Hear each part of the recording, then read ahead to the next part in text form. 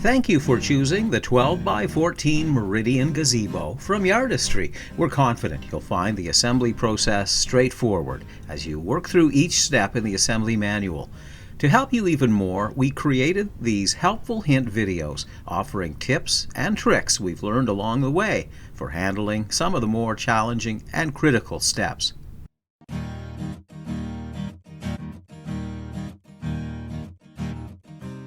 Before you begin the assembly process, sort your inventory. Lay each of the wood parts and hardware components on the ground, then take a few minutes to cross-reference each one with the list in the assembly manual. Remember, we're always here to help. Contact us if you find a part that is damaged or missing. Take a moment to record the carton ID stamp for each box that you receive. Record them on page 12 of your assembly manual.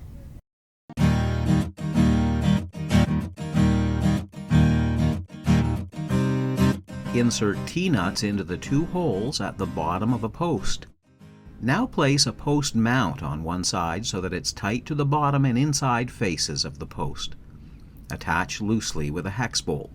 Then repeat to install a second post mount at the bottom of the post.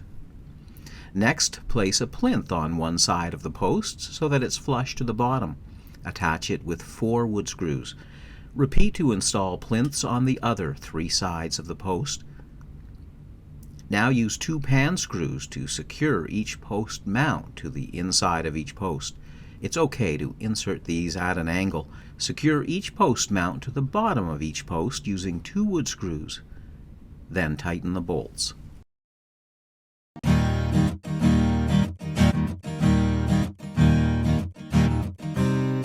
In step 3, position a beam short left on a solid, flat, and raised surface.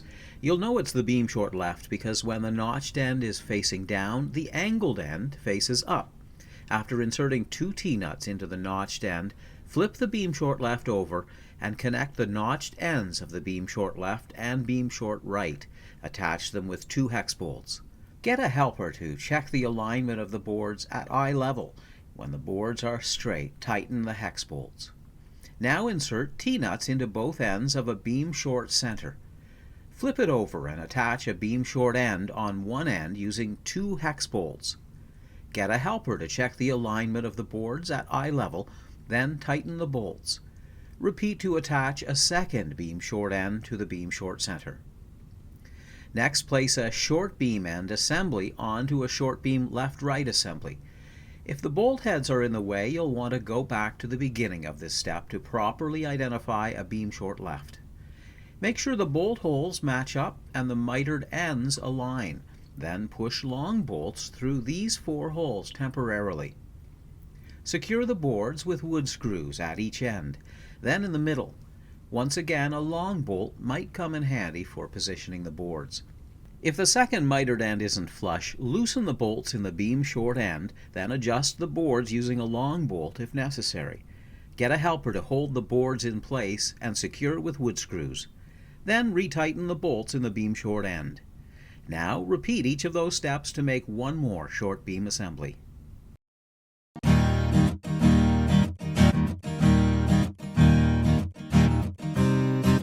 In step 4, position a beam long left on a flat raised surface. You'll know it's the beam long left because when the notched end is facing down, the angled end faces up. After inserting 2 T-nuts into the holes on the notched end, flip the beam long left over and connect the notched end of the beam long left with the notched end of a beam long right using 2 hex bolts. Get a helper to check the alignment of the boards at eye level.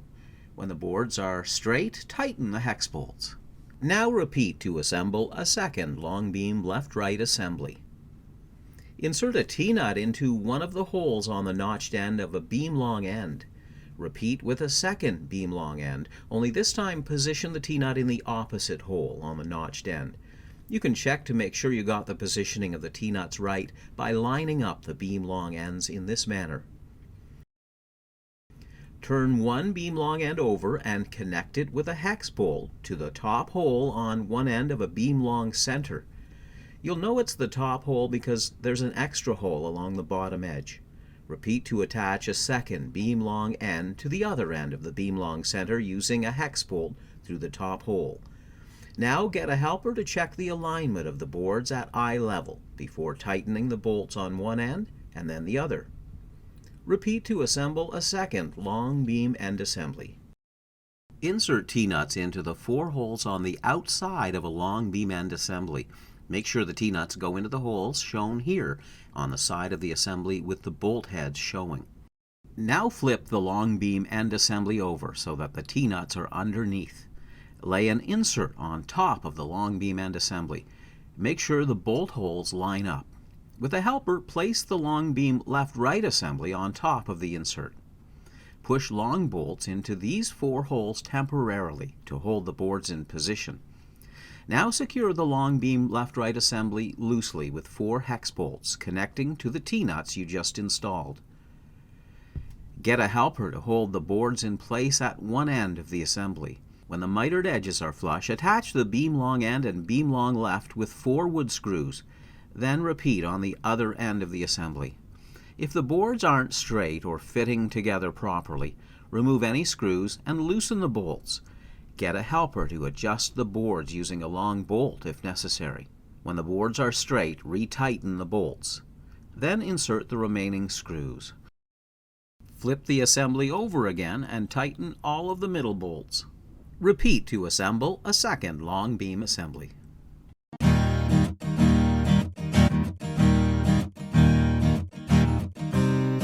You'll need 4 people for frame assembly. Make sure you carry out this step in the final location of the structure. Get 2 people to hold the post assemblies while 2 others lift a beam assembly into place. Take a moment to make sure the gusset holes are positioned along the bottom of the beam assembly. When it's a long beam assembly you're installing, make sure to insert the hex bolt in the top hole, then through the hole on the post assembly. Leave the bottom hole empty for now. It will be used later to secure the structure. Make sure the top edge of the beam is flush to the top of the posts before hand tightening the hex bolt. When you're installing each short beam assembly, insert the hex bolt into the bottom hole, then through the hole on the post assembly. Once again, leave the other hole empty for use in a later step. When the frame is fully assembled, check to make sure all of the measurements match those listed on page 18 of your assembly manual. It should measure 15 feet 5 1/4 inches diagonally between posts. At the front and back, which are the longest sides of the assembly, it should measure 12 feet 10 3/8 inches from the outer edge of each post. The shorter sides of the assembly should measure 10 feet 10 3/8 inches from the outer edge of each post. The post assemblies must be square to the beam assemblies. Spend some time checking each one and adjust the positioning at the bottom to get it right. Make sure the 4 post assemblies are level. Then check to ensure each beam assembly is level too. When you've confirmed that all of the measurements are correct, use lag screws to secure each post in place.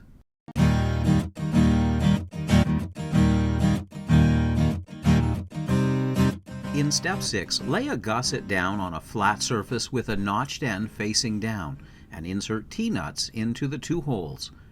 Repeat to insert T-nuts in the same manner on all 8 gussets. Now get a helper to hold a gusset in place against one post on the frame assembly. Make sure the end with the T-nuts is at the top and both notched ends of the gusset fit tightly against the post and beam.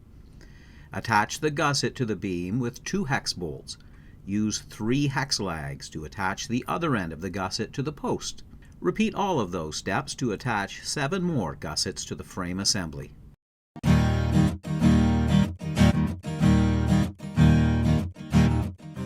Use a solid raised surface for this step.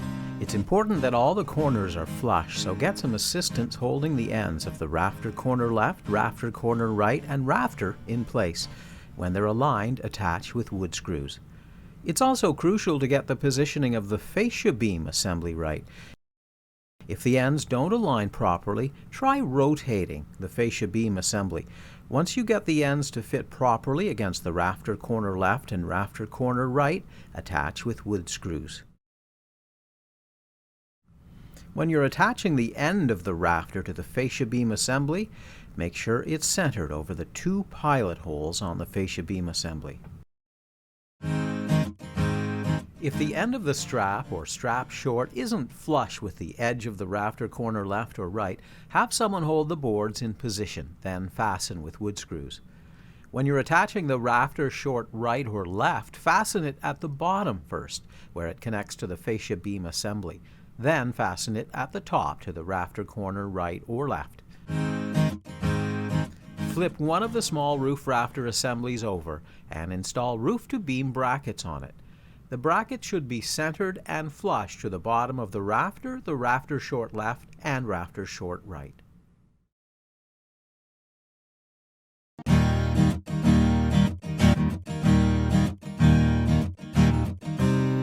It's essential to work on a flat and solid raised surface for step 10. Use a flat edge to check the alignment of the fascia beam assembly. If there's a gap like this, flip the beam over. In the correct position, the top of the fascia beam is level with the top of the rafter. Check to make sure there's a distance of 22 3/4 inches between the rafters before attaching the fascia beam. Make sure each corner is flush when you install the rafter corner left and right. Get someone to hold the boards in place, then attach with wood screws. Next, position the strap short large roof in the notches of the rafter corner right, rafter corner left, and the 2 rafters. Make sure the ends don't overhang, then attach with 8 wood screws.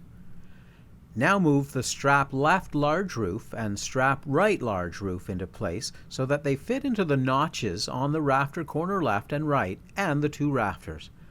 Don't attach them yet. First, position the rafter short right so that it fits into the grooves under the strap right large roof.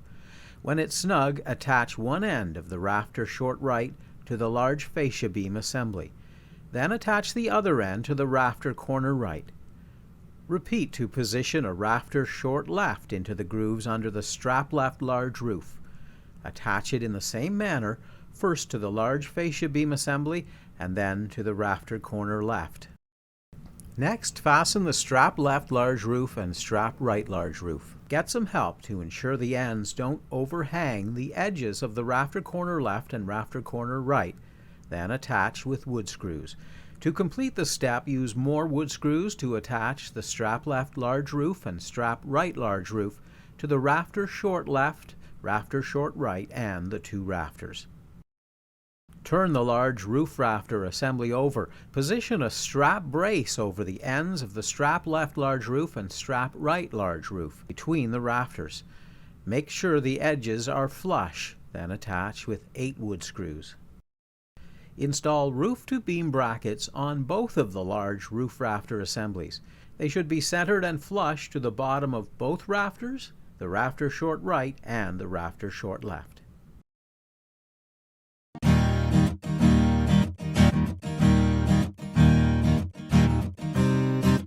Gloves are essential for this part of the assembly because roofing material can have sharp edges.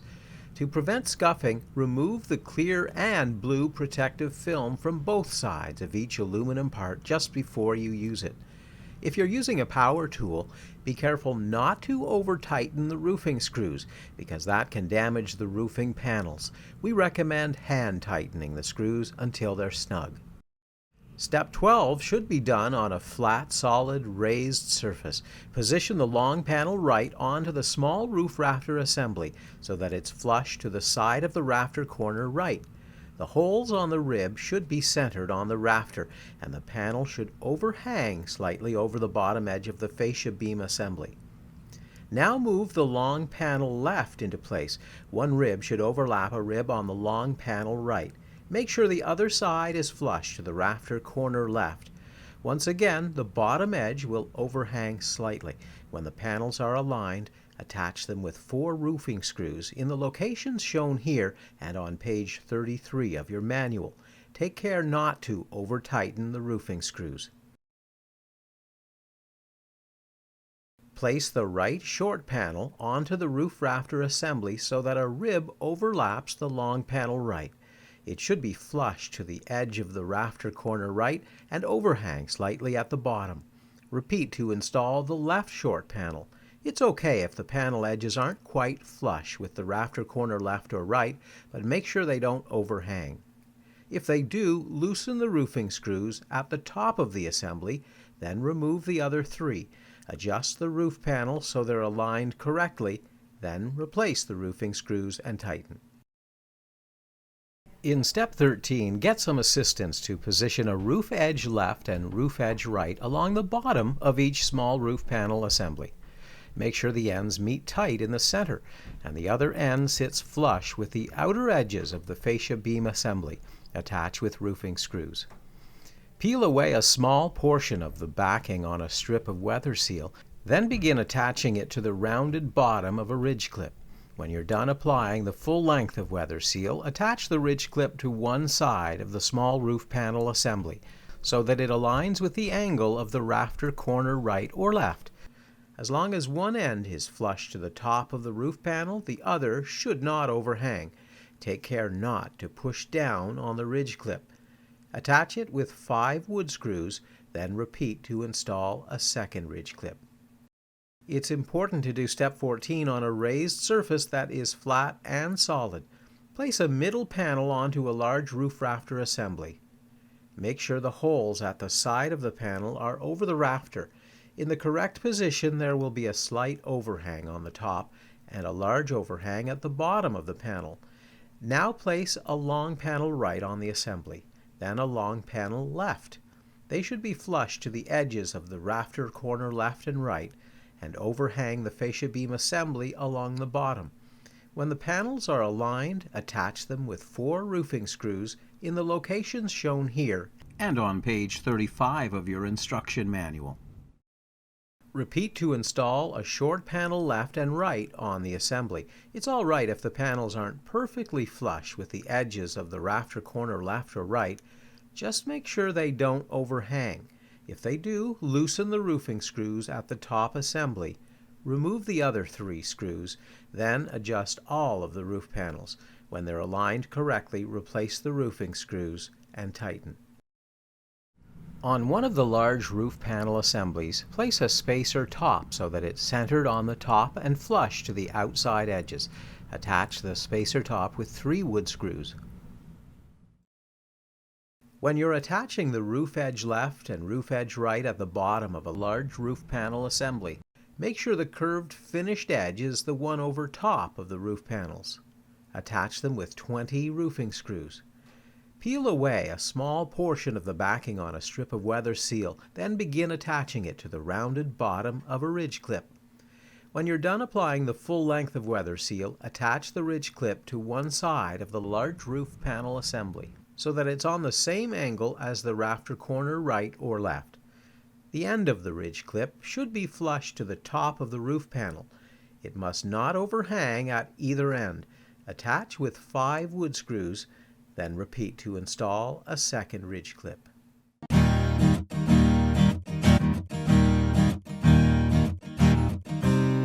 Do not attempt step 16 in windy conditions. You'll need 4 people and 3 ladders for this step. Position 2 of the ladders near the posts supporting one long beam assembly and the other in the middle. Assign one person to remain in the middle throughout the step to support the roof panels.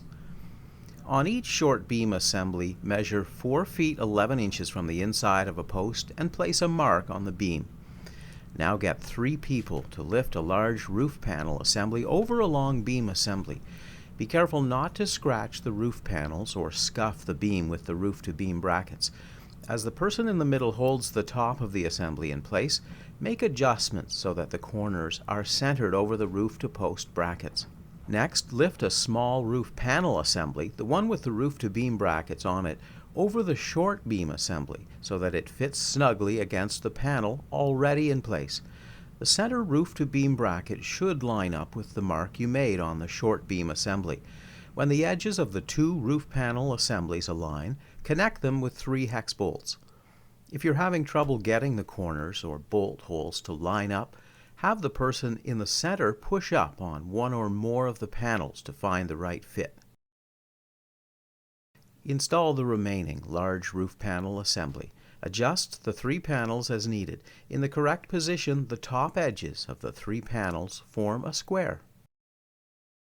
To make it easier to install the peak loop, place a piece of tape over the nut. That way it doesn't fall out during installation. Lift the last small roof panel, the one with no roof to beam brackets, into place over the short beam assembly. Get someone to push up on the peak loop so that the top of the panel slides under the edge of the peak cap. It may take some effort to get the 4th panel in place. Have the person in the center push up on one or more of the roof panel assemblies to achieve the right alignment. If the last small roof panel still doesn't fit, try the following. Check to make sure it does not have roof-to-beam brackets installed. If they're installed, remove them. Try loosening all 6 other hex bolts installed during the roof panel assembly. That may allow for more room to adjust the panels. Refer back to steps 8, 10, 12, and 14 in your manual. You'll want to make sure all of the parts of the roof rafter assemblies are flush and that the roof panels don't overhang the roof rafter corners right and left. Once the panel assemblies are aligned and the corners are flush and sit on the roof-to-beam brackets, tighten all of the bolts. Now, with some assistance to lift the roof panel, insert 3 roof-to-beam brackets under the last small roof panel installed. The roof-to-beam brackets should be centered and flush to the bottom of each rafter. Attach them with pan screws.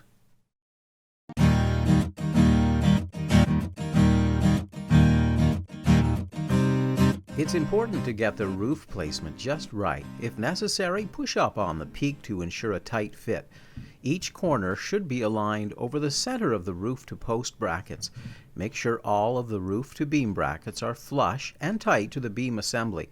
When the roof assembly is in place, attach it with 2 wood screws at the end of each fascia beam. For better access, loosen the roofing screw on the roof edge before inserting the screws into the fascia beam assembly. Remember to remove the plastic film from both sides of a ridge cap just before you're ready to install it. If the ridge cap doesn't slide on smoothly, add a few drops of liquid soap on the inside of the cap before reinstalling. It may also help to have someone push up on the middle of the roof assembly.